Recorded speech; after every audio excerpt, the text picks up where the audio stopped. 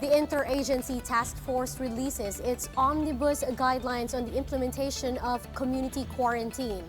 In areas under Enhanced Community Quarantine or ECQ, only the following are allowed to open in full operational capacity: public and private hospitals, health, emergency and frontline services such as dialysis centers, manufacturers of medicines, medical supplies, and the like, industries involved in agriculture, forestry and fishery, and delivery and courier services. Businesses related to essential goods and services, media establishments accredited by the Presidential Communications Office, and workers accredited by the Transportation Department are only allowed to operate within 50% capacity. Meanwhile, businesses allowed to open with skeleton workforce are flashed on your screens.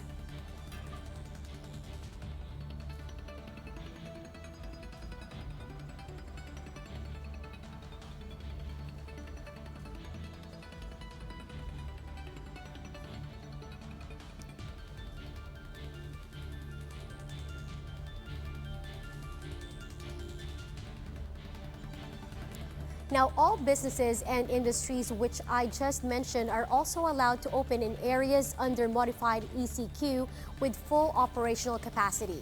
Also allowed to operate in full capacity are media establishments without the need of PCOO accreditation, BPOs and export-oriented establishments, e-commerce companies, other postal and courier services, rental and leasing, other than real estate, recruitment and placement for permitted sectors, and housing service activities. Now, on the other hand, businesses allowed to operate with 50% capacity are flashed on your screens.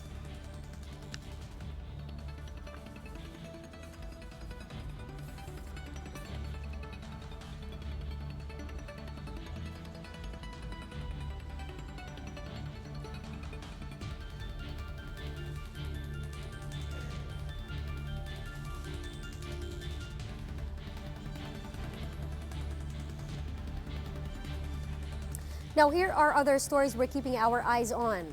The government has approved the Philippines' participation in multinational clinical trials for COVID-19 vaccines with 4 biotech firms. Results from the trials will form a part of the requirements for vaccines registration with the FDA.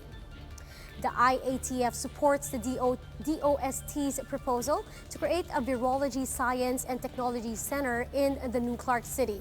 The task force also backs the reactivation of the Pharmaceutical Development Unit at the DOST's as Tuklas Lunas Center. Now, the IATF believes these centers will help the country become self-reliant and self-sufficient in developing its own vaccines. And Parañaque City government says so far there are no violators in the lockdown of 10 streets in Baclaran, which ends later at midnight. Now, during the 3-day shutdown, the LGU conducted expanded targeted testing on residents. The City Health Office is now readying quarantine facilities for those who will test positive for the coronavirus. For more updates, follow News 5, The Philippine Star, and Business World online. I'm Riza Diaz. We are One News.